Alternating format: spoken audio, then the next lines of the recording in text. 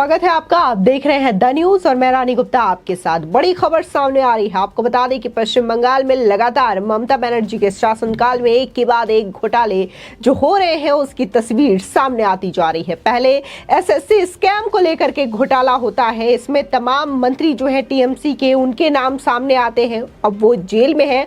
और वहीं दूसरा स्कैम एक बार फिर से ममता राज में देखने को मिला है। दरअसल इस बार नगर पालिका भर्ती घोटाले को लेकर के बड़ा ये जो आरोप है वो सामने आया है। अब इसको लेकर के कलकत्ता हाई कोर्ट ने भी ममता सरकार को फटकार लगाई है और इसी के साथ ही सीबीआई को बकायदा ये कहा है कि इस तमाम मुद्दों को लेकर के 28 अप्रैल तक जो भी रिपोर्ट है वो कोर्ट में सबमिट हो जानी चाहिए। आपको बता दें वहीं दूसरी ओर लगातार 2024 के लोकसभा चुनाव के लिए विपक्षी एकता की कवायद जारी है। तमाम विपक्षी जो नेता है वो लगातार एकजुट होने की कोशिश कर रहे हैं और कहीं ना कहीं इस कोशिश में नीतीश कुमार सबसे अव्वल दिखाई दे रहे हैं। बता दें कि नीतीश कुमार जो है वो ममता बनर्जी से मिलने के लिए 25 अप्रैल को कोलकाता रवाना होने वाले हैं। इससे पहले नीतीश कुमार जो है वो राहुल गांधी, मल्लिकार्जुन खड़गे और इसी के साथ ही अरविंद केजरीवाल से भी उन्होंने मुलाकात की है। और वहीं जब उनसे पूछा गया कि क्या आप 25 तारीख को ममता बनर्जी से मिलने के लिए जा रहे हैं, क्या ये विपक्षी एकता को बढ़ावा देने की कोशिश है, तो उनका कहना है कि मैं अपने लिए कुछ भी नहीं कर रहा हूं। ये जो तमाम चीजें की जा रही है वो देश के लिए की जा रही है और देश के लिए ही तमाम विपक्षी दलों को एकजुट किया जा रहा है। लेकिन यहां पर सवाल ये भी उठ रहा है कि जो ममता बनर्जी कल तक राहुल गांधी के नेतृत्व को लेकर के सवाल उठा रही थी और ये कह रही थी कि अगर 2024 का चुनाव राहुल गांधी लीड करते हैं, राहुल गांधी के नेतृत्व में लड़ा जाएगा, तो ये मोदी सरकार को सीधे तौर पर टारगेट करना मुश्किल हो जाएगा और इससे मोदी सरकार की ही जीत होगी। यानी कि वो सीधे तौर पर यही कहना चाह रही थी कि राहुल गांधी के नेतृत्व पर उन्हें भरोसा नहीं है और राहुल गांधी 2024 के चुनावों का नेतृत्व करते हैं तो इससे विपक्षी एकता में फूट भी होगी और विपक्षियों की हार भी होगी। लेकिन अब क्या नीतीश कुमार अगर जाते हैं, ममता बनर्जी से मुलाकात करते हैं और विपक्षी एकता को एकजुट करने की जो कवायद हो रही है, क्या उसमें ममता बनर्जी पार्टिसिपेट करेंगी? क्योंकि देखने को यही मिल रहा है कि ममता बनर्जी जो है वो खुद पीएम पद की उम्मीदवारी को लेकर के अलग ख्वाब संजो रही हैं।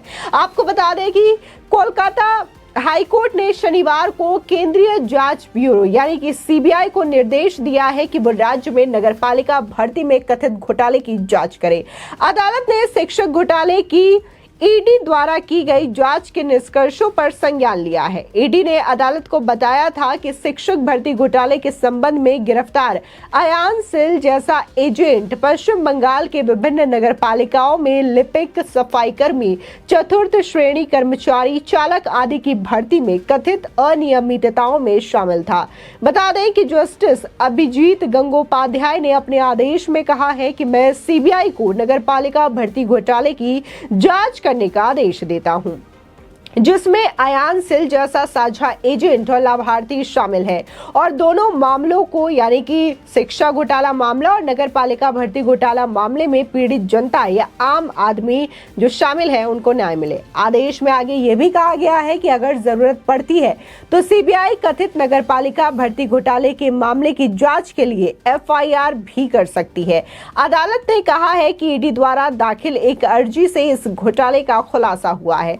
हाई कोर्ट ने सीबीआई को इस आदेश के आधार पर उठाए कदमों की सूचना देते हुए उससे 28 अप्रैल तक एक रिपोर्ट दाखिल करने के लिए निर्देश दिया है। बता दें कि ईडी ने अर्जी दाखिल करते हुए ये कहा था कि शिक्षक भर्ती घोटाले में धन के लेन देन की जांच करते हुए इस राज्य में नगर पालिका में कथित भर्ती घोटाले का पता चला है। वहीं आपको बता दें कि जहां एक के बाद एक कई सारे घोटाले लगातार पश्चिम बंगाल से सामने आ रहे हैं, तो इसके बाद लगातार 2024 के चुनावों को लेकर के विभिन्न पार्टियां जो है एकजुट होने का प्रयास कर रही हैं। साल 2024 में लोकसभा चुनाव के मद्देनजर बीजेपी विरोधी पार्टियों को एकजुट करने की कवायद शुरू हो गई है। समाजवादी पार्टी के प्रमुख अखिलेश यादव और जेडीएस के नेता कुमार स्वामी के बाद अब नीतीश कुमार ममता बनर्जी से मिलने कोलकाता आ रहे हैं। बता दें कि बिहार के मुख्यमंत्री 25 अप्रैल मंगलवार को कोलकाता आ रहे हैं। वो काली घाट में मुख्यमंत्री आवास पर ममता बनर्जी से मुलाकात मुलाकात कर सकते हैं और इस दौरान विरोधी दलों को एकजुट करने के मुद्दे पर चर्चा होने की संभावनाएं हैं। बता दें कि कुछ हफ्ते पहले ही नीतीश कुमार दिल्ली गए थे और उस यात्रा के दौरान उन्होंने कांग्रेस अध्यक्ष मल्लिकार्जुन खड़गे और राहुल गांधी से भी मुलाकात की थी। उन्होंने दिल्ली के मुख्यमंत्री और सुप्रीमो अरविंद केजरीवाल के साथ भी अलग से बैठक की थी। बता दें कि नीतीश कुमार ने इसके अलावा समाजवादी पार्टी के नेता अखिलेश यादव के साथ क्रमशः सीपीएम और सीपीआई महासचिव सीताराम येचुरी और डी राजा से भी लगातार संपर्क में हैं। उन्होंने टेलीफोन पर एनसीपी प्रमुख शरद पवार से भी बातचीत की थी और जेडीयू के सूत्रों ने बताया है कि दिल्ली में बैठक के बाद बिहार के मुख्यमंत्री ने पहले ममता बनर्जी से बात करने का फैसला किया है। बता दें कि बीजेपी के खिलाफ लड़ाई में बंगाल के मुख्यमंत्री की भूमिका को ध्यान में रखते हुए कांग्रेस भी तृणमूल और ममता बनर्जी को अतिरिक्त महत्व दे रही है। आपको बता दें कि वहीं नरेंद्र मोदी को तीसरे कार्यकाल के लिए दिल्ली पे सत्ता काबिज करने से रोकने के लिए बंगाल का 42 सीटों का परिणाम काफी ज्यादा महत्वपूर्ण है। ऐसे में नीतीश कुमार की पार्टी को बंगाल में कोई दिलचस्पी नहीं है, लेकिन बंगाल के बाहर कांग्रेस और अन्य भाजपा विरोधी दलों के अभियान में ममता बनर्जी के महत्व को ध्यान में रखते हुए उन्हें साझा मंच पर लाने का प्रयास किया जा रहा है। बता दें कि मल्लिकार्जुन खड़गे और नीतीश कुमार चाहते हैं कि स्टालिन जैसे विपक्षी पार्टियों को लेकर ममता बनर्जी कोलकाता या दिल्ली में एक सम्मेलन बुलाए। कुछ दिन पहले ही मुख्यमंत्री ममता बनर्जी कोलकाता के रेड शो पर केंद्रीय अभाव के खिलाफ धरने पर बैठी थी। धरने के मंच से तृणमूल सुप्रीमो ने विपक्ष से 2024 में बीजेपी को हराने के लिए एकजुट होने का आह्वान भी किया था। केंद्र को चुनौती देते हुए उन्होंने कहा था कि हम मुंहतोड़ जवाब देना जानते हैं। उन्होंने ईद के अवसर पर भी विरोधी दलों को एकजुट होकर आह्वान करते हुए कहा था कि बीजेपी को साल 2024 के चुनाव में पराजित करना होगा। बता दें कि इस बीच ममता बनर्जी ने राज्यपाल के मुद्दे पर तमिलनाडु के मुख्यमंत्री स्टालिन के साथ बातचीत भी की थी। ममता बनर्जी और स्टालिन से एकजुट होकर राज्यपाल के मुद्दे पर केंद्र सरकार पर दबाव बनाने का फैसला लिया था।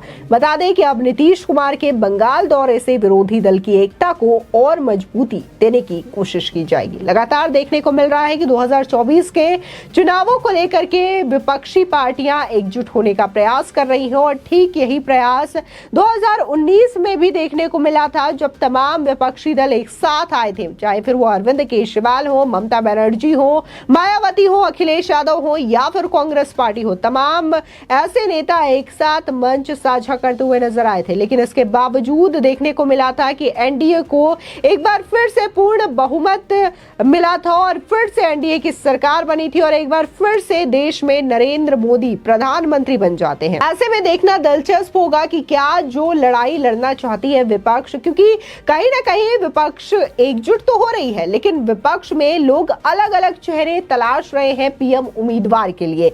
अगर कांग्रेस पार्टी की बात करें तो कांग्रेस अभी भी राहुल गांधी के नेतृत्व को बेहतर मानती है। वो चाहते हैं कि राहुल गांधी ही प्रधानमंत्री बने। लेकिन वहीं दूसरी ओर अगर हम टीएमसी पार्टी की बात करें तो ममता बनर्जी भी खुद को पीएम उम्मीदवार से कम नहीं समझती हैं। ऐसे में तमाम चेहरे हैं जो कि अपने आप को पीएम उम्मीदवारी के लिए साबित करते हैं, लेकिन क्या अगर विपक्षी पार्टी एकजुट होती है तो सबसे बड़ी जो समस्या है वो यही है कि आखिर पीएम पद का उम्मीदवारी कौन करेगा। फिलहाल इस खबर को लेकर के आपकी क्या राय है हमारे कमेंट सेक्शन में जरूर बताएं। आगे की और भी अपडेट के लिए चैनल को सब्सक्राइब करना ना भूलें।